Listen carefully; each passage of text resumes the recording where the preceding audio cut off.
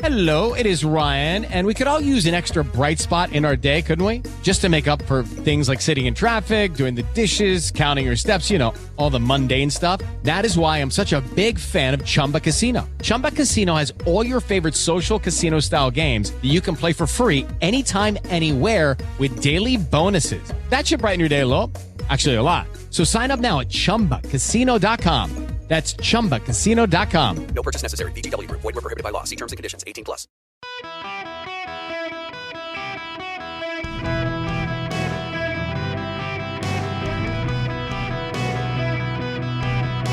Welcome to the Eric Erickson Show podcast, Hour 1. Hello, America. Welcome. It is Eric Erickson here across the nation. Well, we're going to do a free-for-all today on the phones.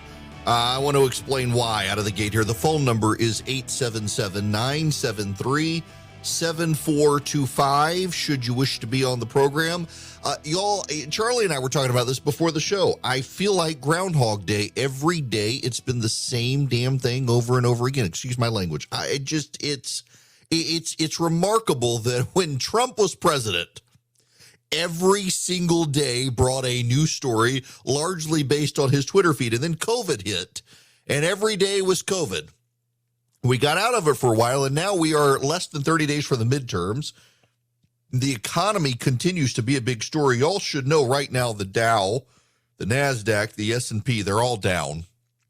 After yesterday, everyone was kind of surprised that they surged yesterday, and now people are cutting their losses. It's remarkable. What I want to do out of the gate is something different, and we used to do this a lot.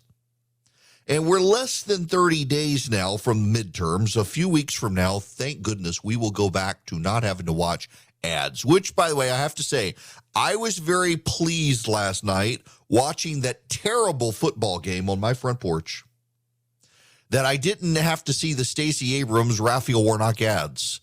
Here in Georgia, that's all I see. And I know it's like that wherever you live, all you're seeing. Those of you in Las Vegas, on our affiliate in Las Vegas, I am stunned. I was talking to a buddy of mine out there that he said basically everything else has gone away. The car commercials have gone away.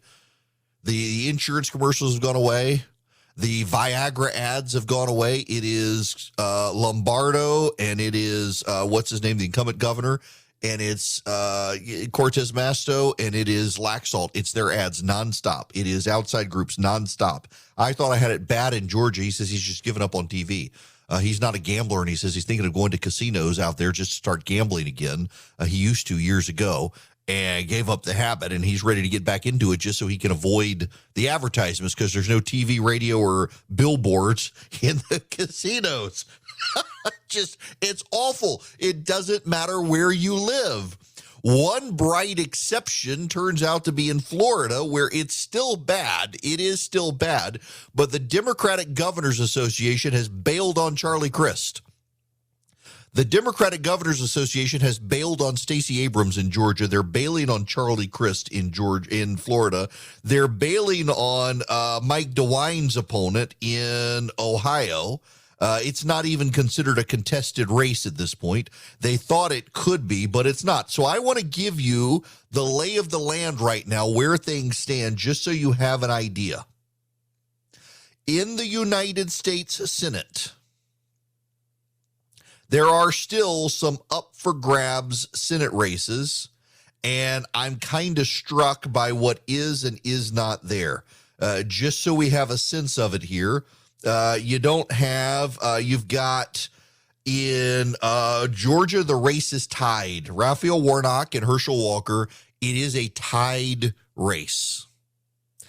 Now, though a tied race, I do want you to know that the ground game is pretty good there for Brian Kemp. He may be able to get Walker into a runoff, if not an outright win, but it's a tied race. In Ohio, the polling there has not been very good generally, and they've got J.D. Vance up. I suspect he's going to win. In Wisconsin, everybody has Ron Johnson up. In Nevada, pretty much everybody has Adam Laxalt up. What's remarkable here is the USA Today Suffolk has Catherine Cortez Masto up too. Every other polling firm has Laxalt up. CNN has him up too. Nevada Independent has him up 2. Insider Advantage has him up 3. Trafalgar Group, which is a Republican group, has him up 4. Data for Progress, a Democratic group, has him up 1. There hasn't been a trajectory shift. Everyone widely acknowledges that they don't have the Harry Reid machine out there. The Democrats in Nevada have been really split. This is one of the fascinating undercurrents of this whole election cycle that Democrats and the media haven't really covered is Harry Reid in Nevada, before he died, kind of controlled the machine. If you went back during that time in the Harry Reid battle for the United States Senate, when Sharon Angle and Harry Reid were campaigning, all of the polling towards the end of that race in 2010 had Sharon Angle up. Rasmussen had her up 1. Mason-Dixon had her up 2. And then Rasmussen got her up to 4. CNN had her up 4. The Las Vegas Review and Mason-Dixon had her up 4. Fox News had her up 3. PPP, the Democratic firm, had her up 1. The polling average had her up 2.7. Harry Reid beat her by 5.6%. Harry Reid had a machine in 2010. Harry Reid had a machine that was not going to be missed. And, well, now the Democratic Socialists took over the Democratic Party, and it kind of broke down that Democratic machine. And the polling in Nevada doesn't have a major bias anymore. The pollsters kind of worked it out in Nevada, but they may now be missing the Hispanic vote in Nevada. The Hispanic vote in Nevada, because of economic and crime issues in Nevada, in addition to the cultural issues on top of it, has moved that race pretty decisively towards the Republicans because Hispanic voters in Nevada resent like hell Steve Sisolak, the Democratic governor, shutting the whole place down. If you will recall, it was the head of the Venetian Palazzo complex out there, the Sands. And he, what was his, I've met him before. I cannot believe my name. Sheldon Adelson, of course. Sheldon Adelson kept that casino afloat with his personal money and kept paying the employees. A lot of the other casinos shut down and applied for PPP and let the government pay the employees or let them go on unemployment. Adelson kept his employees out of his own money paid and took care of them. A lot of those employees remembered it was him, and a lot of the other employees in Las Vegas saw what he was doing, and a lot of them were deeply embittered by Sisolak, the governor there, shutting things down. Crime has gotten out of control, and now Joe Lombardo, who's been the sheriff, is running as a Republican, and he's beating Sisolak. He's up almost 2 points in the polling average. In Nevada, typically, when you have the Republicans up in both the governor's race and the Senate race in the polling, it tends to show Republican strength across that state. They're both probably going to win, and that's going to give the Republicans a pickup in the Senate. The other issue then becomes the Pennsylvania race, Fetterman and Oz. What's going on with Fetterman and Oz? Well, let me give you the polling, which I find very interesting. Trafalgar Group has Fetterman up 2. USA Today Suffolk has Fetterman up 6. Emerson College has him up 2. Fox News has him up 4. Insider Advantage has him up 3. Marist has him up 7. Franklin and Marshall up 4. Morning Call has him up 5. The data here that's so interesting is that he's gone from a race where he was double digits ahead of Dr. Oz to he's only up 3.4 points. There tends to be a 6-point polling bias for the Democrats in Pennsylvania, in large part because Pennsylvania, unlike Nevada, unlike a lot of other states, does not have an in-house firm that does detailed polling. Most of the pollsters who poll Pennsylvania come from out of Pennsylvania. They don't have a base of support. So, for example, in Iowa, you've got Ann Selzer. She's kind of the dean of polling in America. Her national polls aren't fantastic. Her Iowa polls are the polling gold standard. If Ann Selzer says somebody is winning in Ohio, they probably are winning in Ohio. You don't have that in Pennsylvania. And what you do have in Pennsylvania is over the last 4 polling cycles, you have a bias towards the Democrats of up to 6 points.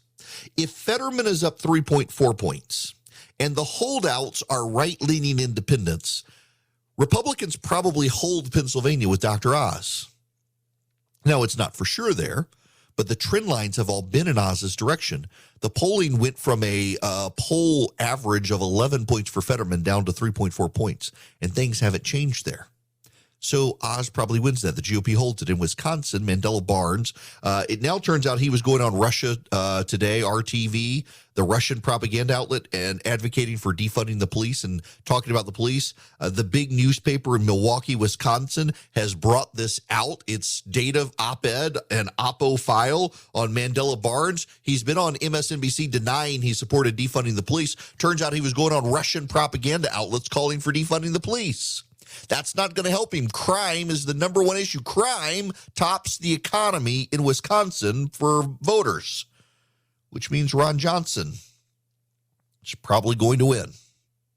For those of you in Georgia, you can breathe a little easier.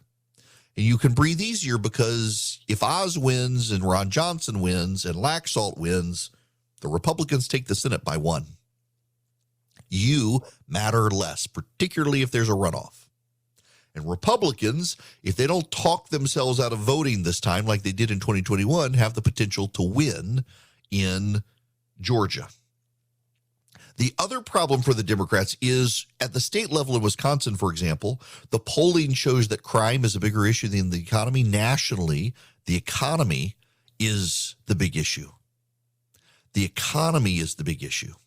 Now, I get people who ask me all the time, if the economy and crime and immigration are more dominant issues than abortion, why on earth is it the case that the polls show everything so close? You've got to understand that in 2020, all the polls were very close then as well, and the Republicans almost took back the House of Representatives. Put it to you this way. In 2020, pollsters identified 27 swing seats in the House of Representatives. Got that? In 2020, pollsters found 27 swing seats up for grabs in the House of Representatives, and the Democrats led in every single one of those swing seats, and the Republicans wound up winning all of them on Election Day. The pollsters clearly missed something. And so they've tried to make some adjustments, but they don't really know what's broken. They can't really tell. They have some theories as to what's broken, and they're using this year to try to work on those theories. Now, you got to have the real world results on Election Day so the pollsters can test their theories. It's all theoretical until the voters actually vote. So what are the theories? Here's the prevailing theory. And this is the one that I think they can't really fix in large part because of how it's happening and the money they would have to use to overwhelm the problem. It's that the people most likely to vote for Republicans aren't talking to the pollsters. Fewer and fewer Americans have landline phones. Any pollster in America can randomly generate a phone number and send it to a landline phone. Pollsters are not allowed to do that with cell phones. You have to actually have an individual person dial a phone number if you want to dial a wireless device.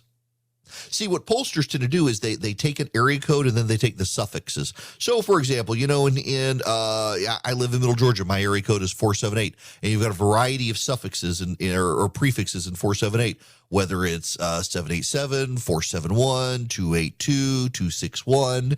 It really breaks you down as to what part of that 478 area code you're going for. And what the pollsters do is they take the area codes and then they take all the suffixes and they throw them all in, and then they randomly generate the last 4 digits, and they call. And sometimes they call a business, sometimes they call a dead number, sometimes they call a fax machine, but sometimes they call a voter. They do that with a computer, and the computer can screen out the fax machines, the dead numbers, the no answers, and they can route them to the people. Sometimes you get a phone call and there's a little blip, and then someone starts talking. Most of the time it's a telemarketer, but sometimes it's a pollster. And typically on your caller ID, it identifies the person as a pollster. They're not allowed to do that with cell phones. They have to actually have phone numbers that are manually dialed by individuals, and that has screwed up the polling. because a lot of Republicans, black and Hispanic voters, don't have landlines anymore. The black and Hispanic voters who are moving to the GOP don't want to talk to pollsters. Republican voters don't want to talk to pollsters. So first you got to try to manually dial them. You can't use an auto generator. Then when you get to them, they hang up on you or they don't answer the phone. So there's no way to capture them without spending a whole lot of money to call even more people. That makes the poll take longer and it becomes too expensive. So they can't make the adjustments they need. Meanwhile, who are the people who most want to talk to the pollsters?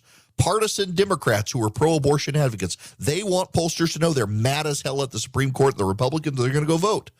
And that throws the polling balance off. Democrats tell us there are 35 House seats up for grabs this time. Here's the problem for them. According to the detailed polls of just the swing districts, the Republicans are up about 7 points. You could see all of those districts go for the GOP. Right now, it looks like there really is a Republican wave. It's just that the flaws in the polling prevent us from capturing it. And we'll know in less than 30 days. Things don't look good for the Democrats before today. With the inflation and economic numbers out and the market tanking as I talk, it's going to be even worse on November 8th. I want to tell you guys a little about a group I've been working with, Americans for Prosperity. Maybe you've heard of them. They're the largest grassroots network in the country, fighting to expand freedom and opportunity so that we can unleash prosperity in America again. Here's what I like about Americans for Prosperity. They focus on building movements at the community level, not Washington, D.C. That's actually how I first came to know them, in Georgia, helping rise up the Tea Party movement in 2010. They understand we're not going to find solutions in Washington. We got to take power out of Washington. That's going to have to come from Americans like you outside the Beltway bubble. That's why I'm excited to partner with Americans for Prosperity to provide an effective platform where we can talk to our fellow Americans and advocate for solutions to the most critical challenges facing the country. I encourage you to learn more about Americans for Prosperity by going to americansforprosperity.org/Eric. We still have tickets for Bourbon at the Gun Range, where you can either play on the gun range or drink bourbon or do none of the above, but come see me in Kennesaw, Governor's Gun Club. It will be, when will it be? It will be October 28th, starting at 5. I think there's a general admission ticket. You can come about 7 and hang out with me. I'll get to visit with each of you. I'll have some guests with me to give you kind of a final briefing on the midterm elections, what we expect to have happen. You can ask questions. You can come check out the range. It's like a country club, except with guns instead of golf. They've got a great restaurant, a great bourbon selection. You don't have to be a drinker. You don't even have to be a shooter. You don't have to bring a gun. If you want to come, you don't have to bring bullets. You don't have to bring a gun. If you want to shoot, they've got everything there. If you want to partake in the bourbon, you can do that, and they'll give you a voucher to come back later for the gun range. But come hang out. All you have to do is text the word bourbon, BOURBON, to 33777. And I will send you a link. Click the link, get a ticket, and come hang out. Glad to have you with me. It'll be a fun event. Now, I want to take a phone call before I move on to anything else. Jerry, you're going to be up next. Welcome. Hey, thank you, Eric. Hey, I think a midterm race that needs bear watching that a lot of people aren't talking about is the Utah Senate race with Lee versus this, quote, independent. And I say that because we know that independent is a leftist, because if he or she wasn't, the Democrats would have had their candidate in there a long time ago and kicked this person to the curb. So if this person does well in this race, running behind an I on their ballot, I think you could see not just statewide races, but a lot of local races in 2024 as these Democrats running with an I by their name. And I think they're watching it. I know the Republicans are watching this, that, hey, they know the D's got a bad stigma, and if they can put an I but be a leftist behind the scenes, I just think it's bear watching, and I'm not hearing a lot of people talk about it. Yeah, okay. So I'll tell you why I'm not talking about it, Jerry. One, there's not a ton of polling in Utah. The polling that there is not very good polling. They don't have good pollsters in Utah. But from behind the scenes, Republicans just flat out are not worried about McMuffin beating Mike Lee. They do not see him as a competitive threat. They see this as a media opportunity with the Lincoln Project guys to try to make it into something. But Mike Lee's team isn't particularly stressed about it. They're aggravated with Mitt Romney not coming in to endorse him. But Republicans in Washington, D.C. do not worry about this U.S. Senate race going to Mike or to Evan McMuffin. They don't see it as a competitive threat. They're more concerned about the North Carolina Senate race, where even there they think Ted Budd is going to be able to do it. They assume turnout's going to be good for him. They're not that concerned, even in North Carolina. So I haven't talked about it, and they haven't talked about it, not because we're trying to hide from it, but because nobody's particularly worried about it. Maybe we're all wrong.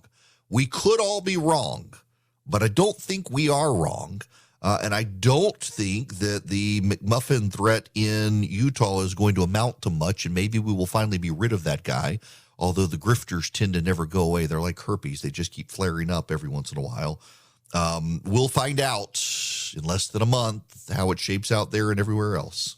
So winter is coming, and I got to tell you, I love the weight of the Boll and Branch sheets. I like them in the summer when it's hot and you don't want a lot of covers on you, but in the wintertime, they're just the perfect weight, the perfect, smoothness. They're 100% organic cotton threads.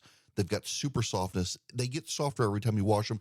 They're just, the drape when you're laying down and stuff, they're just perfect sheets. I love them.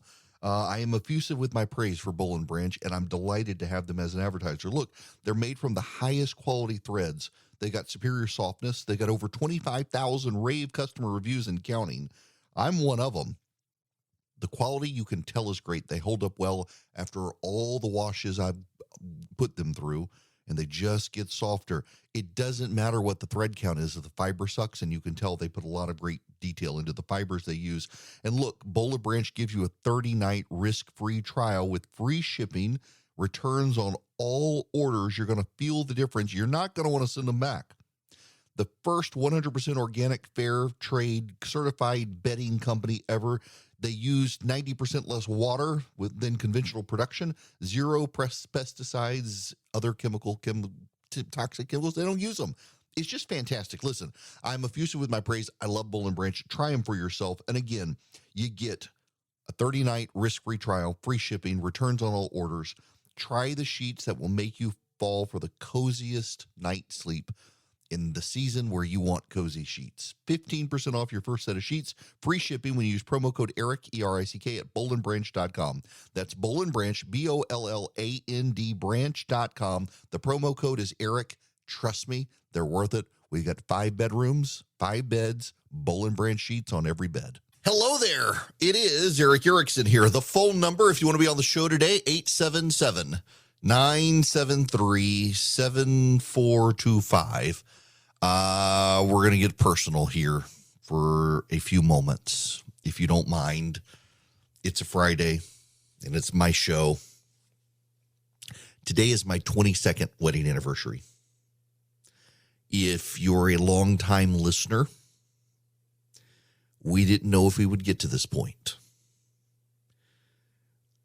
My wife and I were friends in college. My roommate and her roommate were engaged. My roommate, I'll never forget the third week of being in school. We went to Mercer University, Macon, Georgia.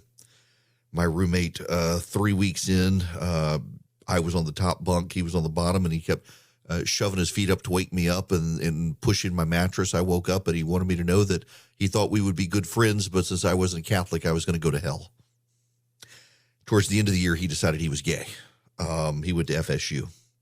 And Christy was in the engineering school and wound up leaving the engineering school, and her dad got her to go back to West Georgia, and she finished up at West Georgia College. We kind of lost touch, and then I got an email out of the blue, my third year in law school, from her. She had hung on to my email address, and a guy kind of pushed her to reach out to me. We started dating, got engaged in March of 2000, and got married that October 14th, the year 2000. It's I got to tell you, one of the genius things was getting married in the year 2000. So I will never forget how many years I've been married, because it is 2022. So I have been married 22 years today. In 2006, the week before Christmas, we had a 1-year-old, and my wife was given 6 months to live.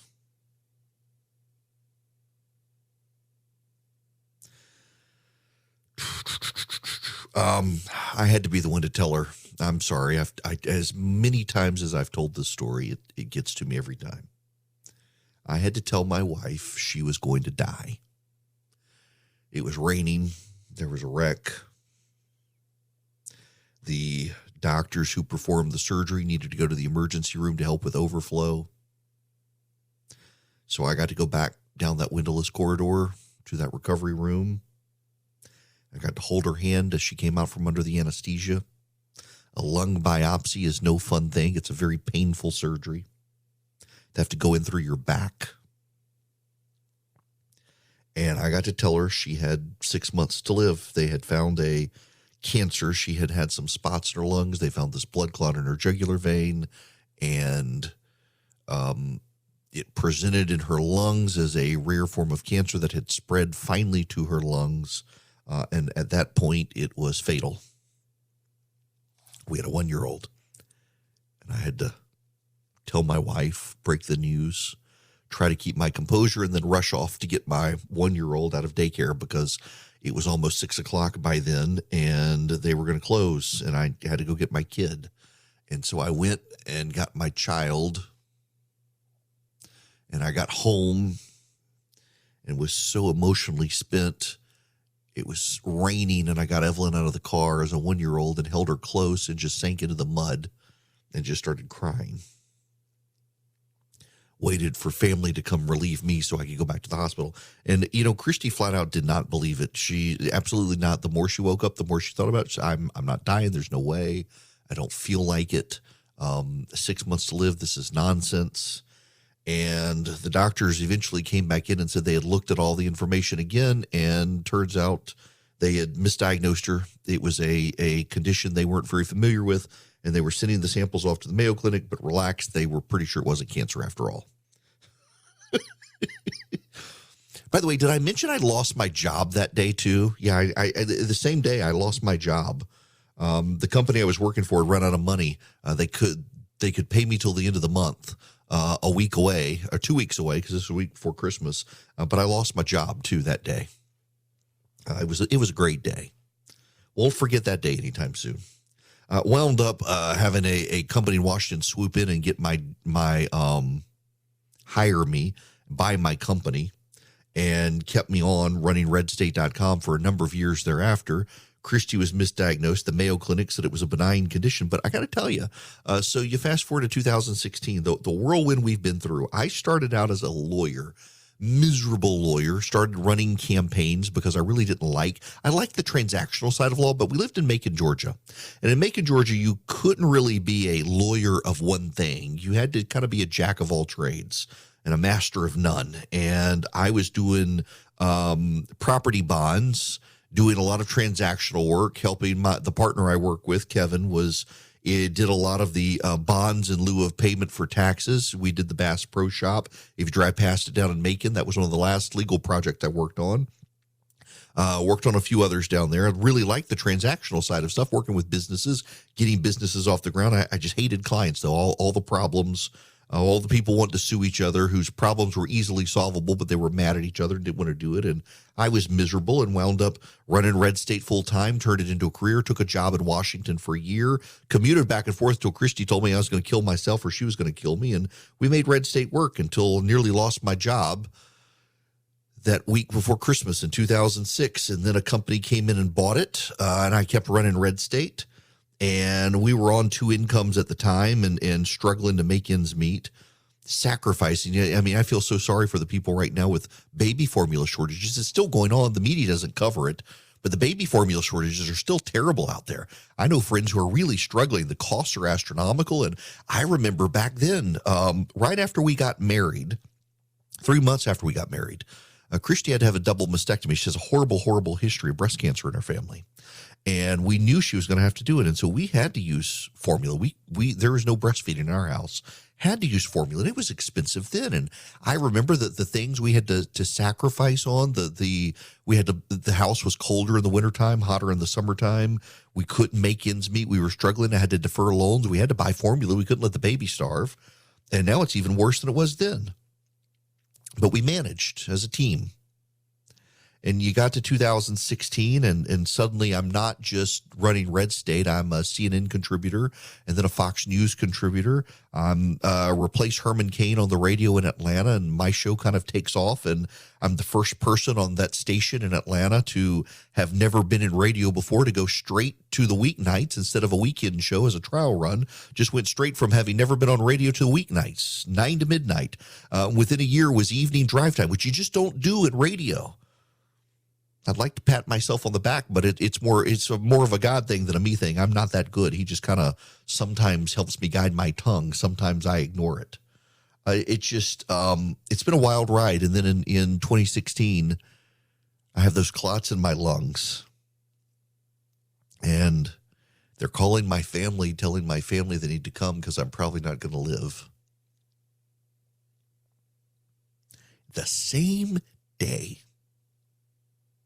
my phone is ringing as they're wheeling me into the cardiac ICU unit. And it's my wife saying the Mayo Clinic called and said, hey, I remember 10 years ago we found those benign things in your lungs.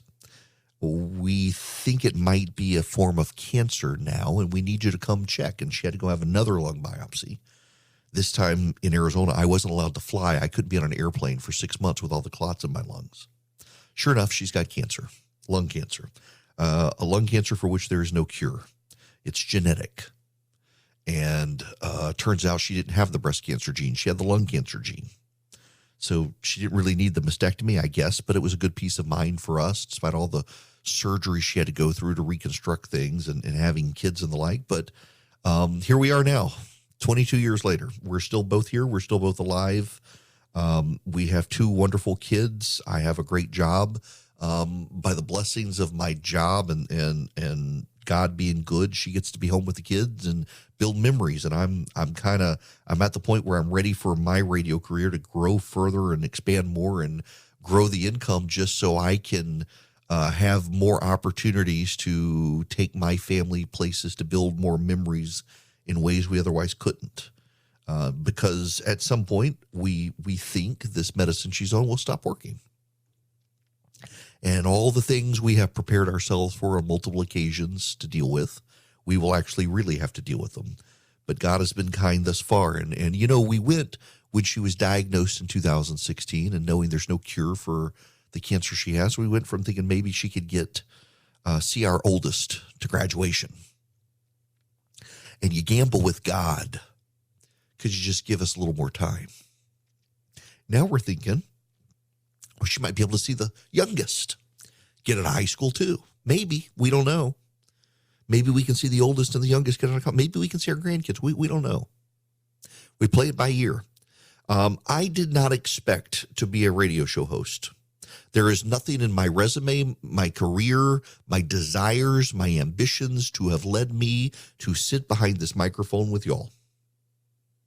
And here I am. My wife got a degree at West Georgia College. She became the assistant to the president of Mercer University. She was able then, because of the changes in my career, to be a stay-at-home mom, which she still does. 22 years ago today, my wife took an oath before God and people and said she would love, honor, and obey me. Literally, a girl who worked in my law firm gasped, like audibly gasped when my wife said she would obey me. For the last 22 years, I have been obeying my wife in every way, shape, or form. I have learned to say yes, dear, to acknowledge that I am always wrong, even when I'm not, and she is always right, even when she's not. This is the nature of marriage. God has a sense of humor. And sometimes I'm an awful, terrible person to live with. I don't make it easy, y'all. I don't make it easy. My life has been a whirlwind. I will be in Washington several days next week. The vast right-wing conspiracy has summoned me. And I have spent a lot of time on the road away from my family, and I enjoy them as much as I can. And every once in a while, they now know I just have to have a break because I'm not really a people person. As much as I play one on radio, I'm not really a people person. And sometimes it just all kind of exhausts me. And so every once in a while, I'll go sit on a mountainside by myself, and they've come to understand that. And my wife gets on her Harley, and she rides the countryside by herself. Tonight, I'll take her to dinner, and we'll play it by ear because we play everything by ear these days. But I sure do love her, And I know this is way more emotional and way more personal than what it should be on this radio program, but I needed to share that. 22 years we've been doing this. Every 3 months we go for her cancer scans. We'll go next month for the next one. In fact, it'll be on election day. And I've got to game plan that on how do I go to her scans with her on election day and make everything else work that has to work. And I'm not sure I can pull this one off because it will kind of be like the Super Bowl day for me. So I don't know, but we'll make it work. We always have. We always will. We have 2 wonderful kids. I have wonderful family, as does she. Love my in-laws as much as I love my parents. And it's just been a wild ride. So sorry, didn't mean to bore you guys with that, but I sure do appreciate my wife and want this on the record. All right, we got to move on. Jim, what's next? Good. I'm going to meet with them next week. Americans for Prosperity. They're my newest advertiser, and they are an advertiser that I sought. They didn't come to me. I went to them. And the reason is because you guys always ask me for what can you do. You don't just want to hear what's going on. You want to be able to make change in your community. There are a lot of groups out there that claim that they can do online armies and armies of activists. Very few actually do really good education of what that looks like. Very few of them give you the tools and the information and the knowledge for you to be effective in your local community. Americans for Prosperity has been doing this for years. They're not a think tank in Washington that just passes around white papers.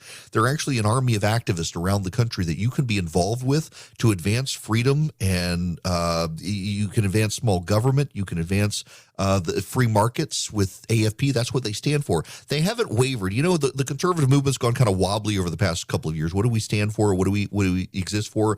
AFP has single-mindedly focused on free people and free markets and small government. And they help you all the way down to the local level. I'm sure there's a chapter wherever you are. I really hope you will look into AFP. You can go to americansforprosperity.org/Eric and find out more. Find out where your local chapter is. americansforprosperity.org/Eric. Reach out to them. Become a member. Partner with them. They give you the intellectual firepower to be able to make sound arguments before your local school board, and then they teach you how to go to your local school board, how to engage as an activist. It's one thing for you to sit here and yell at the radio when I'm talking about news. It's quite another to show up at the school board and be the smart person in the room who knows what you're talking about, and that's what AFP helps you do. americansforprosperity.org/Eric.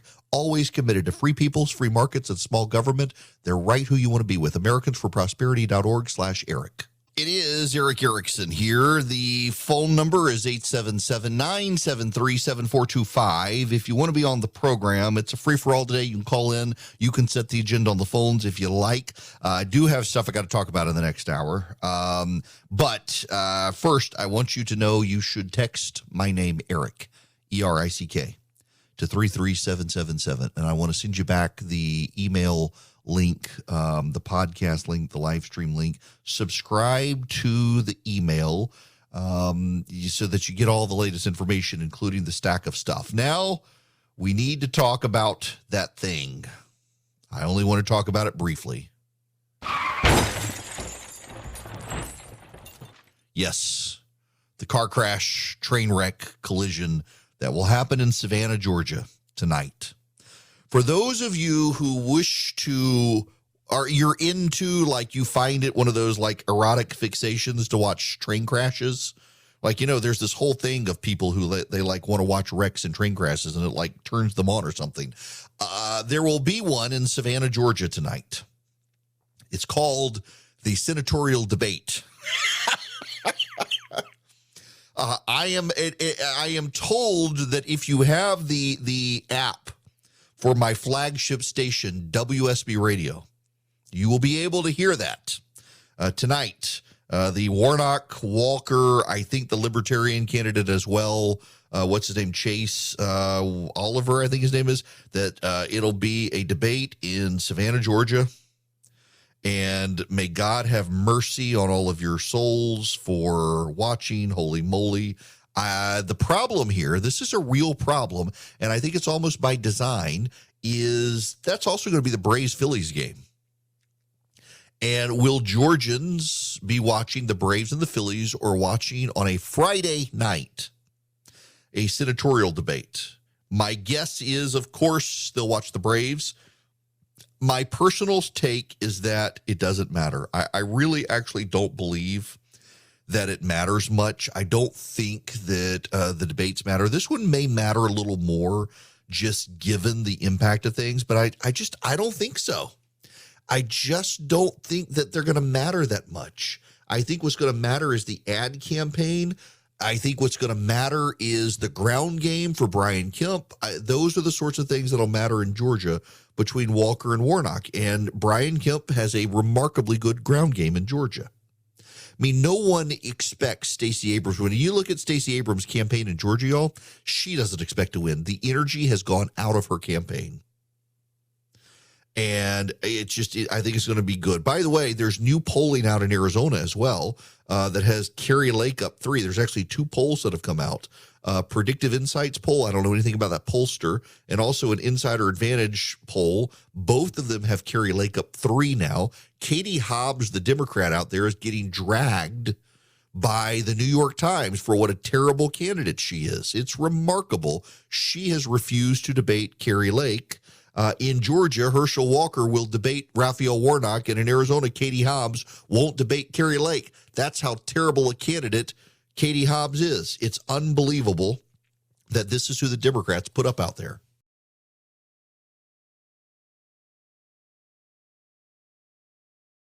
With the Lucky Land Slots, you can get lucky just about anywhere.